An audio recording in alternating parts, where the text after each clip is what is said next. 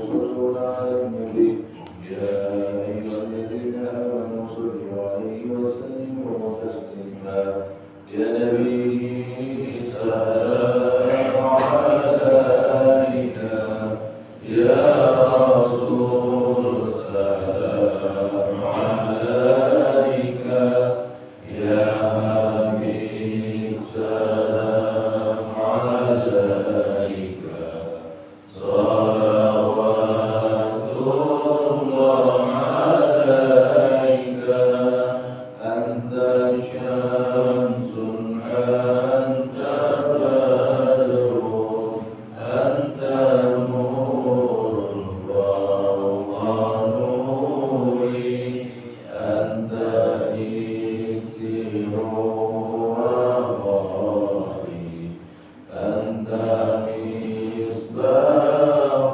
الصدور الله يا نبي سلام عليك يا رسول سلام عليك يا حبيب سلام عليك صلوات الله عليك اللهم صل وسلم وبارك عليه وعلى آله وصحبه. Assalamualaikum warahmatullahi taala wabarakatuh. Waalaikumsalam warahmatullahi wabarakatuh. Alhamdulillahirabbil alamin. Wa bihi nasta'inu ala umuri dunya waddin. Wassalatu wassalamu ala asyrafil anbiya wal mursalin sayyidina wa maulana Muhammad wa ala alihi wa sahbihi wa man tabi'ahum bi ihsan ila yaumiddin. Rabbi shrah li sadri wa yassir li amri wa hlul 'uqdatam min lisani yafqahu qawli. Rabbi zidna ilma warzuqna fahma. Allahumma la ilaha illa ma ja'altahu sahla wa anta taj'alul hazna idza syi'ta sahla. Allahumma faqqihna fid din wa 'allimna at-ta'wil walhamdulillahi rabbil alamin. Bapak-bapak, ibu-ibu, para jamaah sekalian, jamaah salat subuh yang insyaallah mudah-mudahan kita semuanya selalu diberkahi, dirahmati dan dimuliakan oleh Allah Subhanahu wa taala. Alhamdulillah, kita sangat bersyukur kepada Allah atas segala nikmat yang Allah karuniakan kepada kita semuanya, sehingga kita bisa dipertemukan kembali oleh Allah Subhanahu wa taala, istiqomah untuk bisa melaksanakan aktivitas kewajiban, aktivitas ibadah kita, melaksanakan salat subuh yang dilakukan secara berjamaah.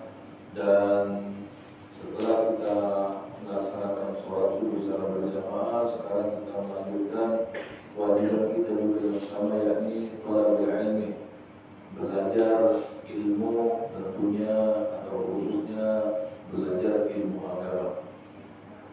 Dan mudah-mudahan seluruh rangkaian aktivitas kita pada hari ini tercatat sebagai amal saleh di hadapan Allah Subhanahu wa taala. Amin ya rabbal alamin.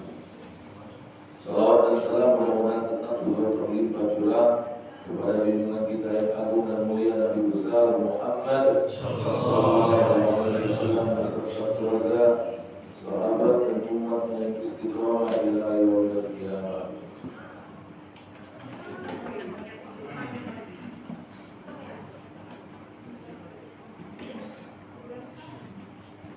Bapak-bapak, ibu-ibu, para jemaah sekalian, mari kita lanjutkan kajian fikih kita. Bismillahirrahmanirrahim. Wa qala al-mu'allif rahimahullah wa nafa'ana bihi wa 'ulumihi wa sharaf fid dharain. Faslun fi bayani muftahil jannah wa hiya kalimatut tauhid wa kalimatul ikhlas wa kalimatun najah. Pasal ini membahas tentang kalimat, yang mana kalimat ini adalah kalimat miftahul jannah, kalimat yang menjadi kunci bagi kita seorang hamba Allah dengan berbagai macam ikhtiar atau usaha kita dari unsur ibadah, yang mana kalimat ini yang Allah berikan kepada hamba-hamba Allah sebagai kunci akan ia bisa masuk ke dalam surganya Allah Subhanahu wa taala. Apa itu? Kalimatut tauhid. Kalimatut tauhid atau bisa juga disebut dengan kalimatul ikhlas. Kalimatut tauhid bisa juga disebut dengan kalimatun najah. Jadi kalimat tauhid itu adalah yang kalau sering kita dengar ketika muadzin mengumandangkan azan di bagian terakhir, la ilaha illallah. La ilaha illallah.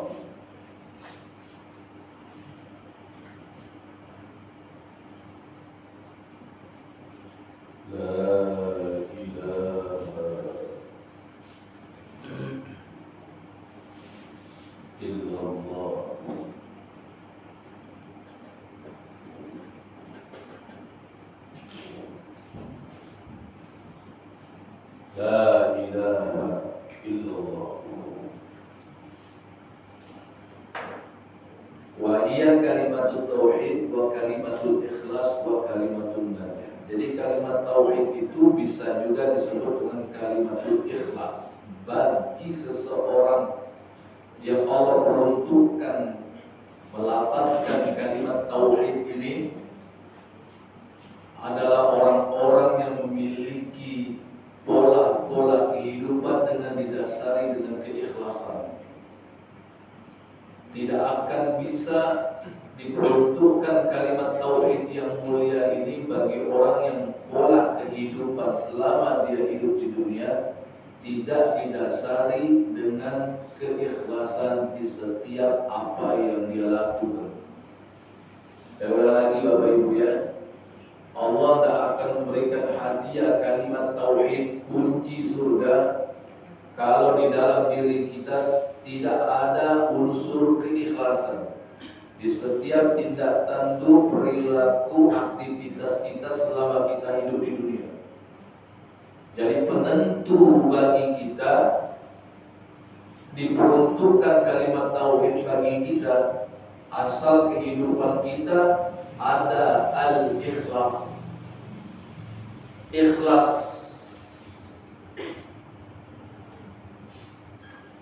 Ikhlas. Al-ikhlas. Apa makna al-ikhlas? Sederhana saja. Khalas. Pernah dengar kata khalas, Pak? Apa khalas? Selesai. Apa itu ikhlas? Selesai. Kalau bahasa guyonan anak sekarang, ikhlas itu ibu pergi ke WC, buang air besar atau buang air kecil. Ibu tidak akan ingat lagi aromanya dan tidak mau ingat aromanya itu. Dan ibu tidak akan tahu dan tidak mau tahu warnanya. Dan ibu, bapak tidak mau tahu dan tidak perlu tahu bentuknya berapa banyaknya yang keluar. Selesai saja, sudah selesai. Khalas. Jadi al-ikhlas, khalas, selesai. Bahasa kita yang lebih gampangnya tidak ada pemungkitan di situ. Tidak ada sesuatu yang harus diangkat ketika kita sudah mengeluarkan kebaikan apapun itu kepada siapapun itu. Kalau aku, ini ya, bahasa aku itu paling kentalnya itu di mana pun, cuma di Palembang ya. Kalau aku si anu itu, tidak akan bisa dia lulus PNS. Aku nila. Kalau aku, musola itu tidak makmur. Kalau jangan macam-macam dengan aku nila. Hati-hati. Ya, seketika habis semuanya. Ya. Jadi makna ikhlas itu memang selesai, tapi jangan sampai pahala kita juga diselesaikan oleh Allah Subhanahu sholat habis, tidak ada sisanya. Kalau tidak aku jamaah musola ikhlas juga ya. Nah sama juga. Kalau tidak aku jamaah musola ikhlas ini tidak tahunya belajar fikih. Titip ilmu yang kau miliki itu titipan Allah, titipan yang punya tugas, punya kewajiban untuk disebarkan, untuk disiarkan. Jangan main aku-akuan. Jadi kalau ada guru ngaji, misalkan guru ngaji, guru tentang agama, mengajarkan tentang agama, sampai mengatakan kalau ada aku, anak-anak mereka itu bohong-bohong kalau tidak akan bisa baca Quran, tidak akan bisa baca Quran. Kalau berlaku, hati-hati. Kau mengajar itu adalah sebuah kewajiban, tugasmu untuk menyebarkan ilmu tentang agama khususnya. Dan Allah menitipkan itu kapanpun kalau Allah berkehendak selesai. Jadi bukan selesainya masuk dalam kategori ikhlas, tapi selesai karena Allah tidak menyukai perbuatannya dengan mengatakan aku. Kalau bukan aku, semuanya karena Allah, bukan karena kita. Hati. Di situ harus dikasih titik, tak pakai koma sedikit pun. Semuanya karena Allah. Kita cuma jadi lantaran, wasilah. Sebagai sarana saja. Saya mengajarkan Bapak Ibu ilmu tentang agama. Saya ini sebagai lantaran, wasilah dari Allah. Saya punya kewajiban untuk mengajarkan itu. Kalau saya tidak mengajarkan itu, maka di yaumil hisab saya yang susah.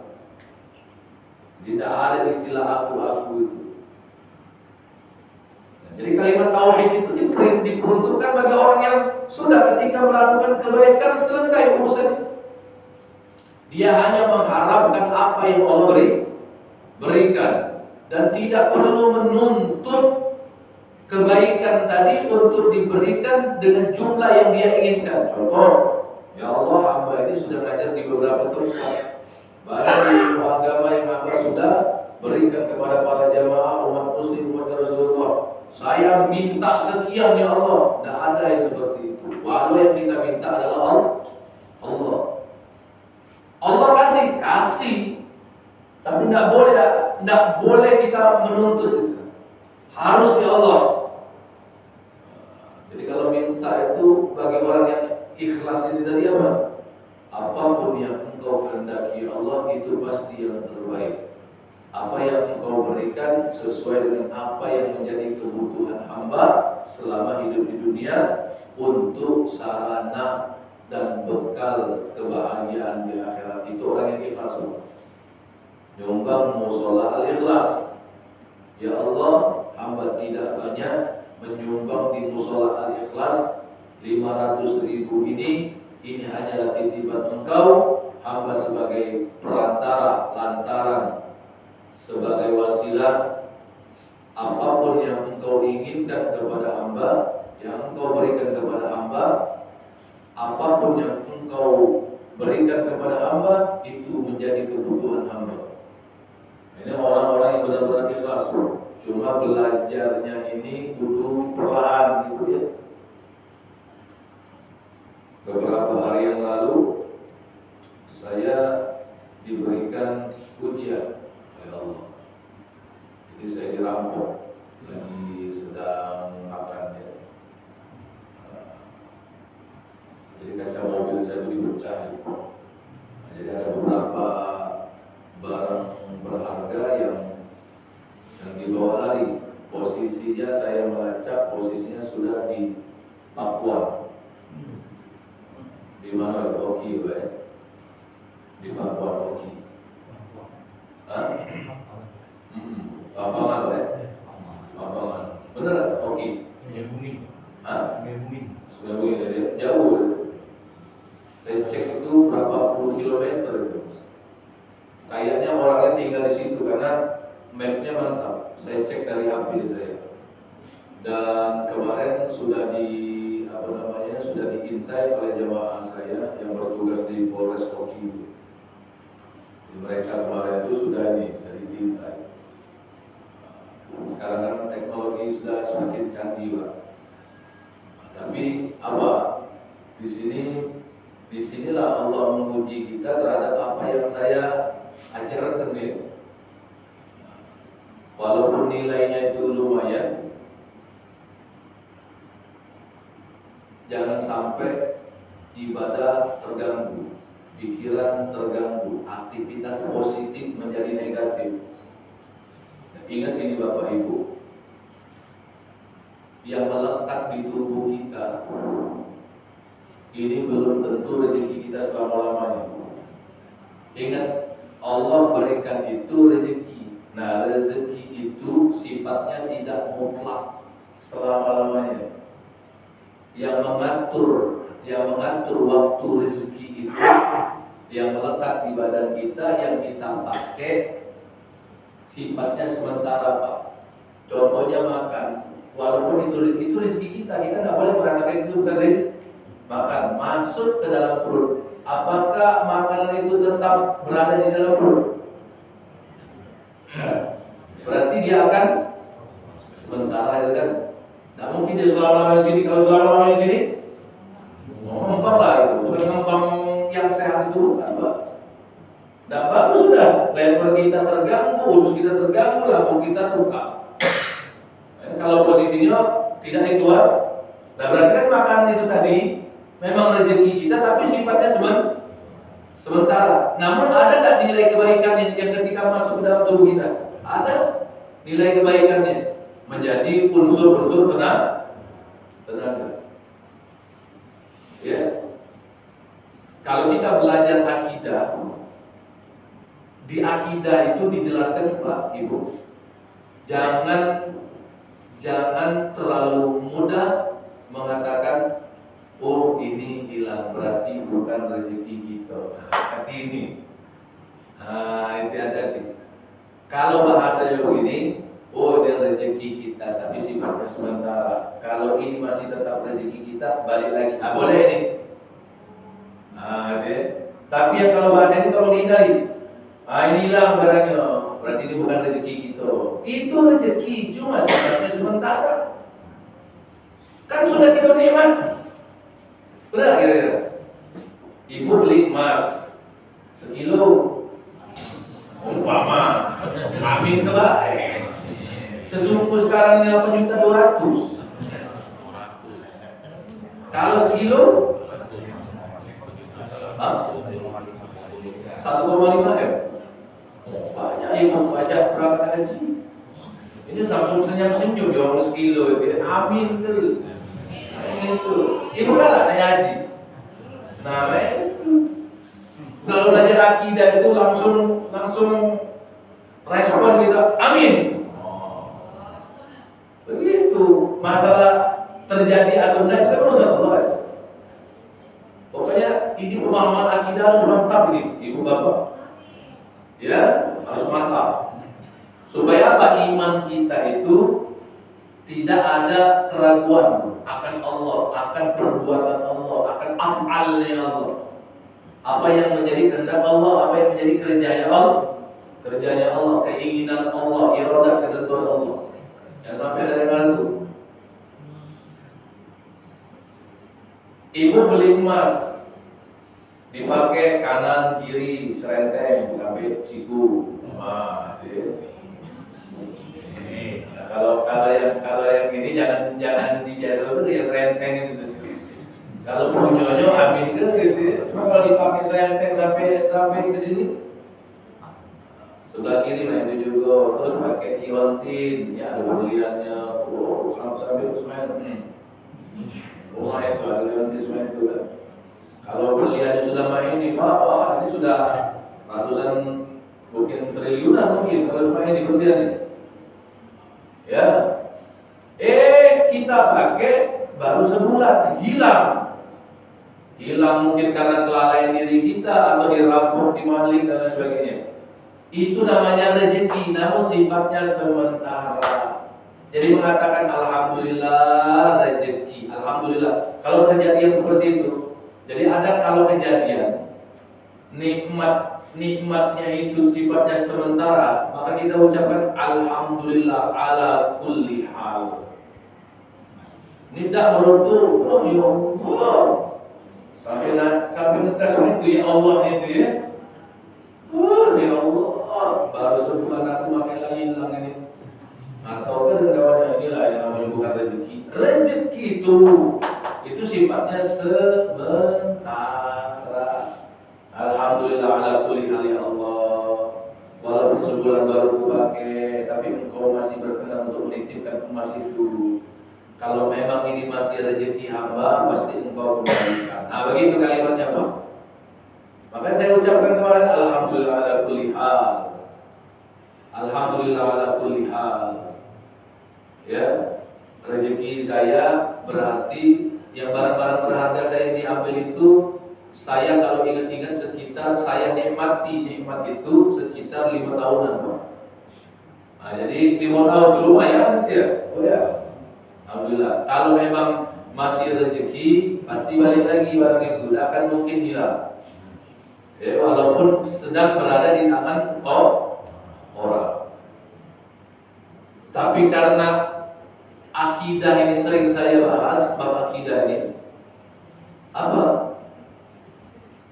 Saya berdoa, ya Allah mudah-mudahan orang ini dapat hidayah. Kalau memang dia butuh untuk istri dan anaknya, hamba ikhlaskan supaya istri dan anaknya ini diberikan oleh suaminya walaupun jalannya salah, tapi sudah diikhlaskan oleh saya. Ketika dimakan, dipakai, dikasih ke istri dan anaknya dalam keadaan bersih, dalam keadaan suci. Keikhlasan ini akan menyebabkan Allah memberikan hidayah kepada orang-orang yang seperti ini. Cuma kadang-kadang dalam prakteknya kita mesti kudu perlahan berproses. Makanya mohon maaf Pak, Ibu ya, kalau kita belajar akidah beda dengan orang yang tidak belajar akidah. Kalau orang yang tidak belajar akidah ada rampok berentung. Di komplek ini ada yang belajar akidah. Nah, yang duduk-duduk di sini nih belajar akidah. Di komplek ini ada juga yang tidak belajar akidah. Ketika ada rampok, ini akan terjadi perbedaan. Orang yang punya akidah, yang merampok ini dimaafkan dengan ikhlas, terus diserahkan kepada pihak berwajib.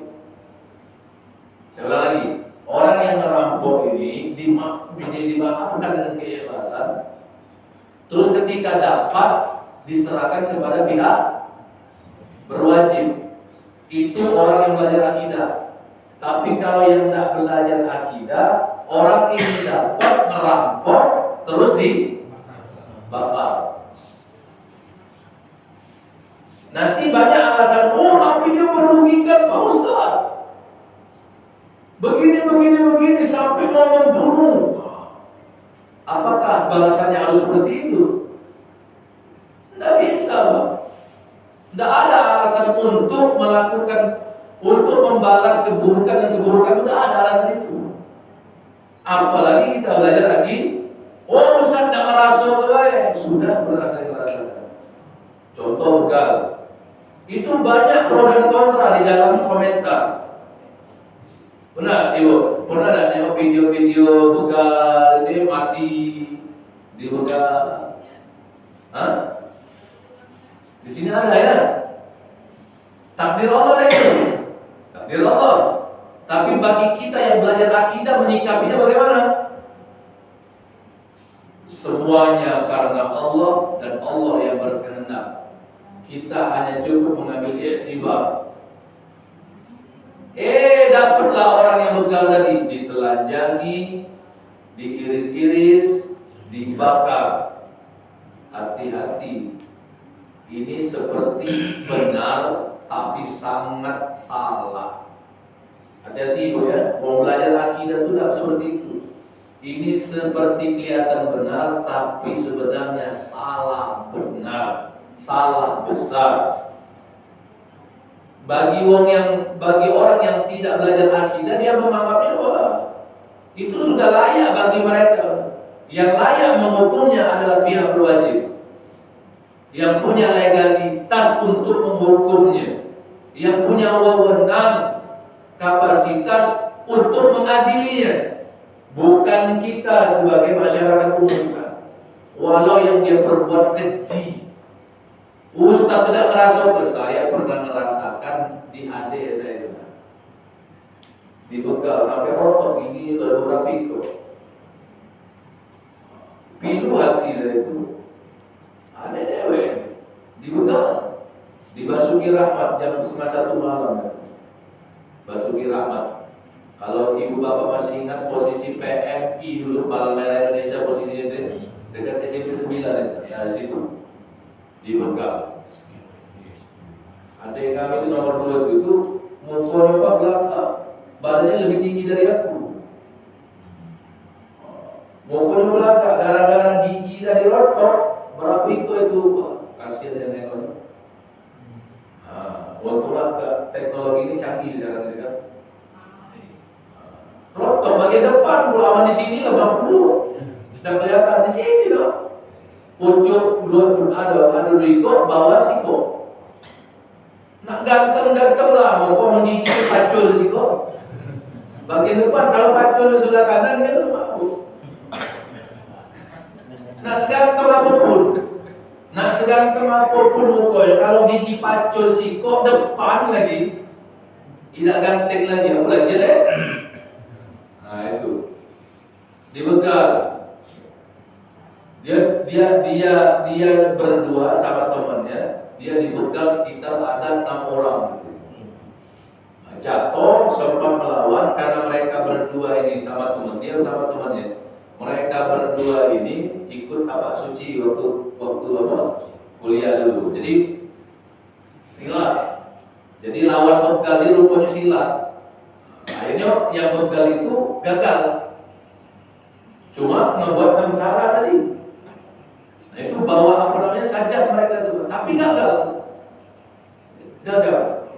Hati kakak yang mana berbentuk adik itu ya, sikap perlakuan tetap itu kakak sebagai kakak miris melihatnya. Tapi karena kita belajar akidah, mengajarkan akidah, ya sudah. Mau gimana lagi? Ini amalnya Allah, cara kerja dan cara perbuatannya Allah. Suka-sukanya Allah, kenapa kita mau atur? Ada hikmah di situ. Hikmahnya apa? Saya kasih tahu. Makanya kalau pulang, kalau memang misalkan lambat, usahakan nginap. Nggak usah paksakan diri. Akhirnya sampai main hari tidak lagi balik malam, tengah-tengah malam itu. Kecuali kalau pakai mobil. Kalau pakai mobil wakil apa? Kita kunci, trek, sudah selesai. Ada yang nyetopi, tinggal bertahan lah dewe kita di dalam mobil itu. Seberapa lama kita bertahan di situ. Tapi kalau pakai motor, itu bukan main itu, Pak. Ya. Dan begal itu juga, mohon maaf ya, kalau kami ngaji akidah dan guru-guru kami, dampak mohon maaf, timbul munculnya begal itu sebenarnya sebagai kode peringatan keras dari Allah untuk pemimpin. Ya tak kira-kira?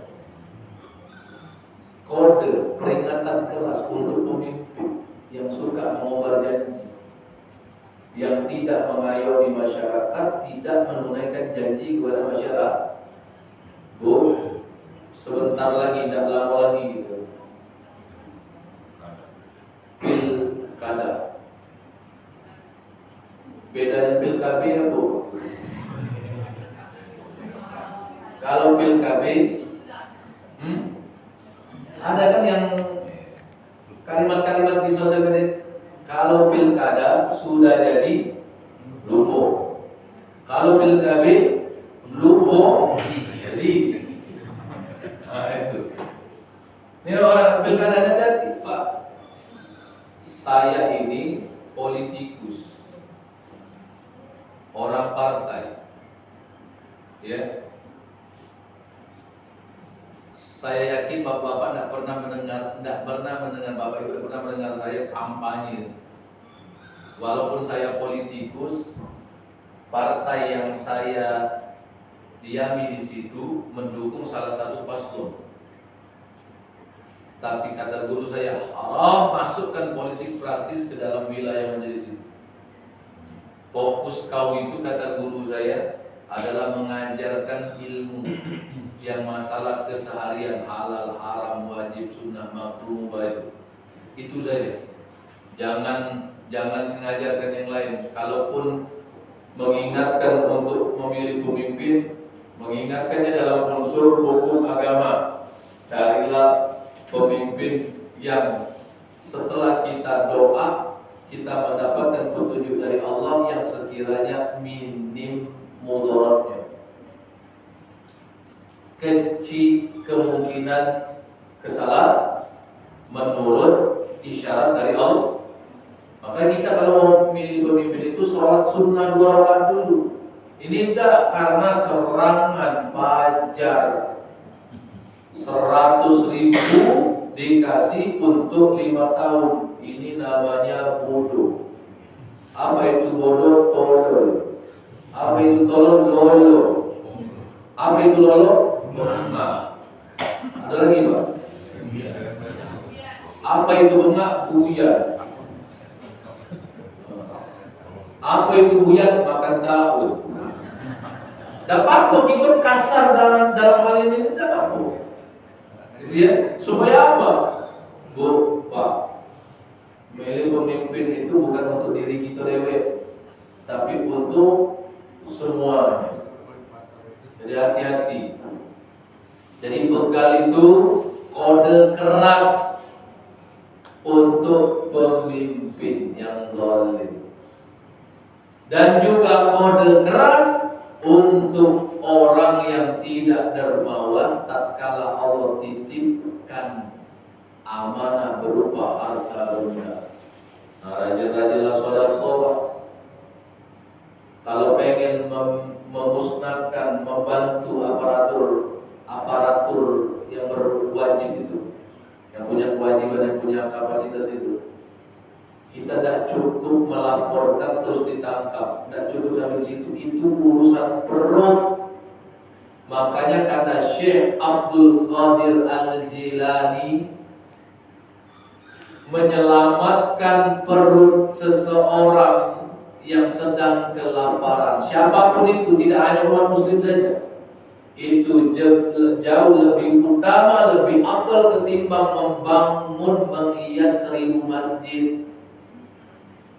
Jadi karena perkara sholat itu di mana wae bisa. Pojok genteng kalau bisa sholat itu. Pojok pohon kalau misalkan kita harus sholat di situ.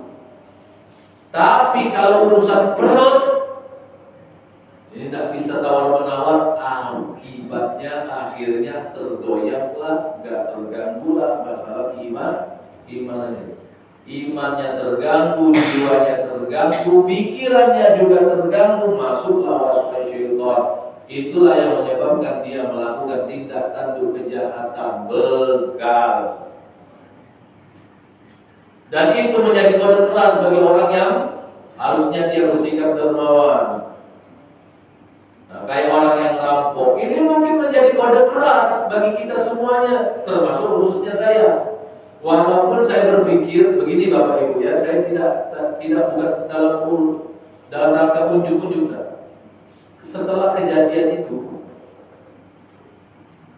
itu kejadian yang sekian kalinya sebenarnya. Pertama saya anggap ini iktibar bagi saya, pelajaran bagi saya. Yang kedua ini mungkin menaikkan level kesabaran dan keikhlasan saya. Yang ketiga mungkin ini sebagai teguran bagi saya. Mungkin ada 1-2 hari saya lupa untuk bersedekah. Walaupun pada saat itu saya langsung berpikir, hari kapan lah pun tidak bersedekah. Langsung saya gercep mikir, gerak cepat saya mikir gitu. Hari kapan lah ya Allah, tolong beri petunjuk. Hari kapan lah saya hamba lupa bersedekah. Saya langsung mikir kayak gitu. Karena sedekah itu kata Nabi menolak bala. Bala itu pasti ada sesuai dengan takdir Allah. Tapi ketika dengan kita berdoa, bersedekah, maka bala yang turun tadi tidak mengenai dan tidak menghampiri kita. Maka langsung saya berpikir itu. Pertama ini iktibar, mungkin Allah ingin menaikkan derajat saya, level kesabaran dan keikhlasan saya. Yang ketiga, apa yang saya pikirkan ini? Kapan lah ya Allah kira-kira bantu hamba untuk mengingat? Adakah 1, 2, 3 hari belakangan ini saya tidak sedekah? Langsung saya mikir. Teringatlah saya beberapa 3 hari sebelum kejadian, saya benar-benar lupa. Padahal itu, mohon maaf Pak Ibu ya, itu saya menunda sedekah. 3 hari sebelum kejadian itu saya menunda sedekah.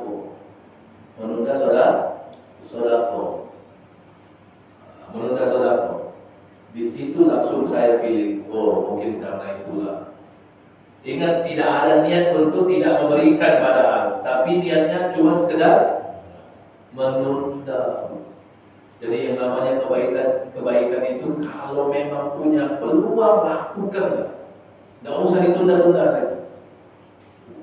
Ada iktibar setelah kita melakukan itu. Nah, iktibarnya apa? Ini order lagi saya dari Allah. Jangan ya tunda-tunda kebaikan. Nah, ini saya kasih kode kelasnya.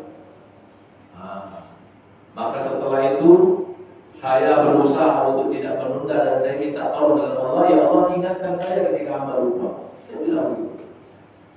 Ya, baik. Jadi kalimat tauhid itu kalimat ikhlas. Diperuntukkan kemudahannya untuk menyebutkannya pada saat sakaratul maut sebagai kunci kebahagiaan juga. Kalimatun najah. La ilaha illallah adalah kalimat an-najah. Apa itu an-najah? Kebahagiaan kita. Bahagianya sifatnya kekal abadi selama-lamanya. Kebahagiaan itu ciptaan Allah, diperuntukkan bagi orang yang Allah juga memperuntukkan baginya mengucapkan kalimat la ilaha. Siapa orang-orang yang Allah peruntukkan kalimat la ilaha illallah? Orang yang ikhlas. Apa makna ikhlas? Selesai.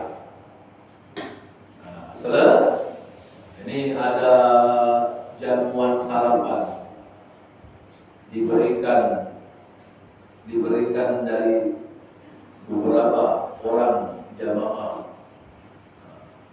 Ikhlas, selesai. Setelah dimakan, tidak usah diingat lagi. Apalagi sampai dipantau yang makan, dia mama itu. Iko dia makan. Oh, Iko dia. Mama itu.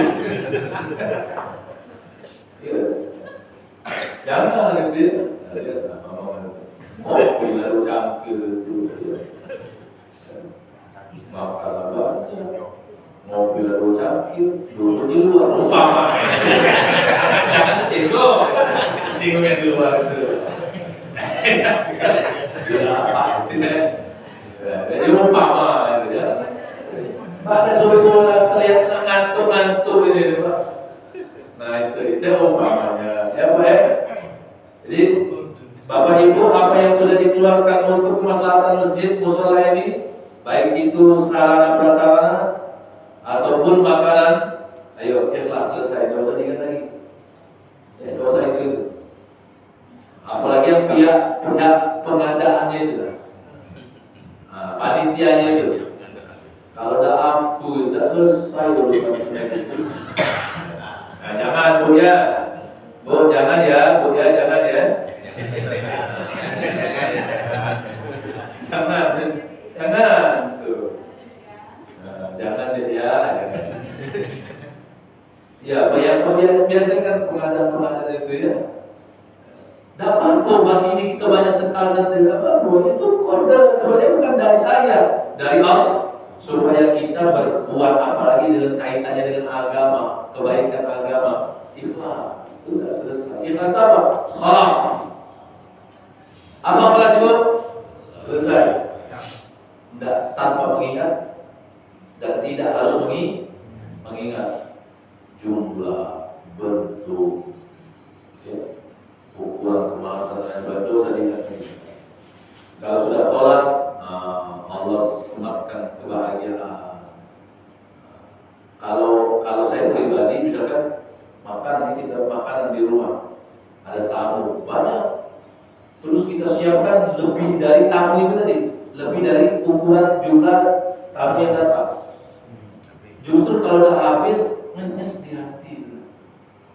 Ya Allah, ada salah apa nggak kira-kira ya? Mungkin makanan yang aku keluarkan ini, cara mendapatkannya itu tidak benar. Saya begitu tuh. Sampai dah habis itu. Jangan sebaliknya ya. Ini bawa anak dari itu.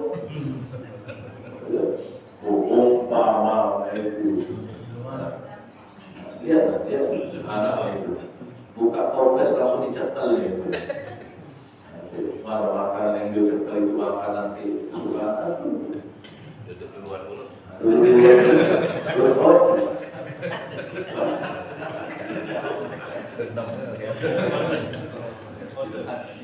Ya. Terakhir, apa makna la ilaha illallah? Wa makna la ilaha illallah la ma'bud bihaqqin ka'inun fil wujudi illallah. La yastahiqqu an yadilla lahu kullu syai'in illallah. Makna la ilaha illallah itu adalah la ma'bud, tidak ada sesuatu yang pantas disembah, bukan menyembah. Tidak ada sesuatu yang pantas disembah, bukan yang dipertuhankan, tapi Allah jelas Tuhan.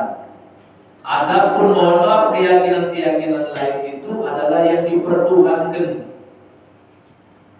Tidak ada sesuatu yang pantas kita sembah, yang pantas disembah kecuali dengan hak kebenaran atas wujud yang kita yakini Allah itu wujud.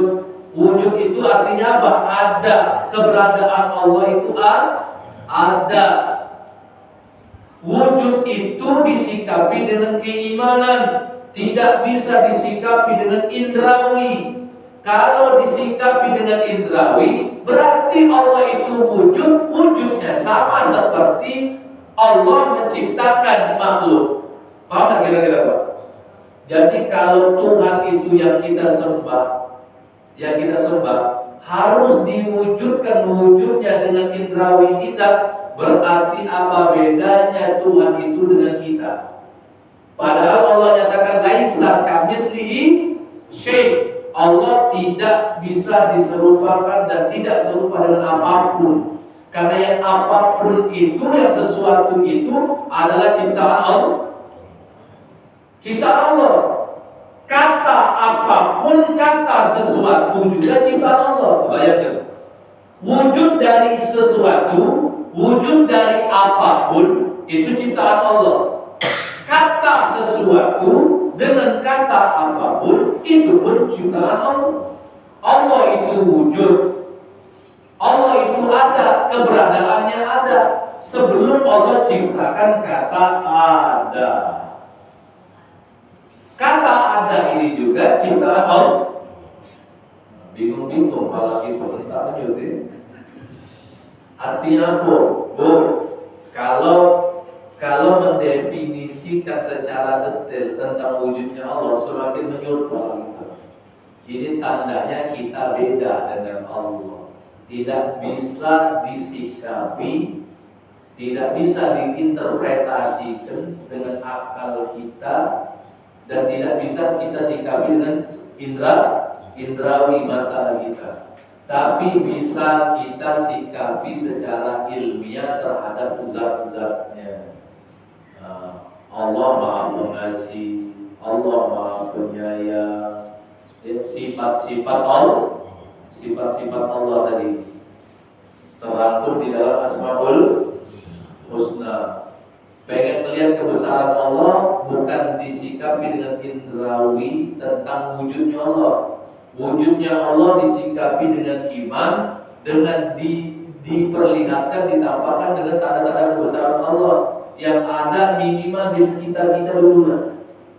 Kita melihat pohon ini tanpa kita suapi makanan, sebenarnya tanpa kita pupuk, kasih pupuk, pohon itu kalau Allah berkehendak hidup nih, berbuah nih.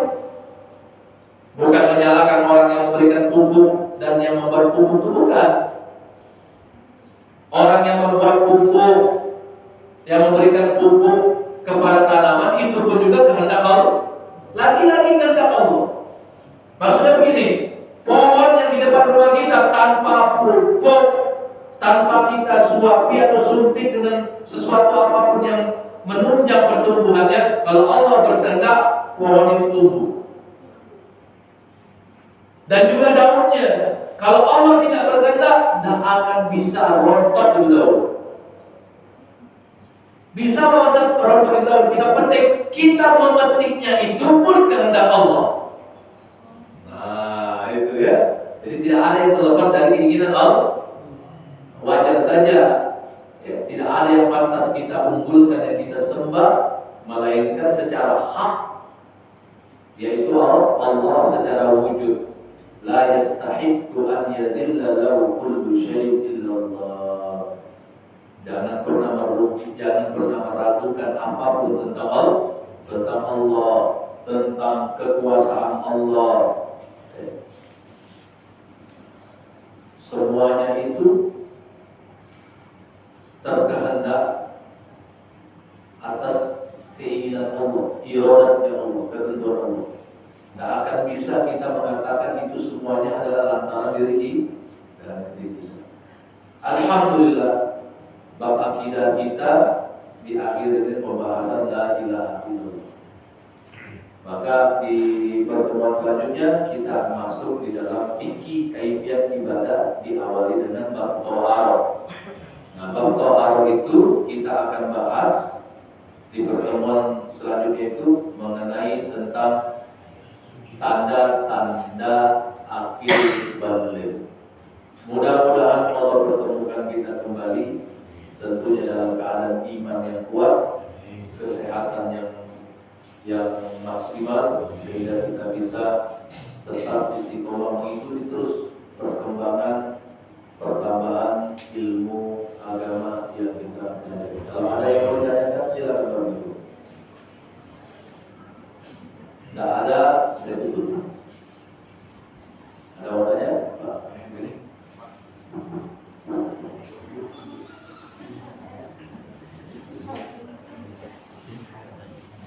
ini kode dulu kalau sudah ada kode masuk. Ada mau tanya? Ya.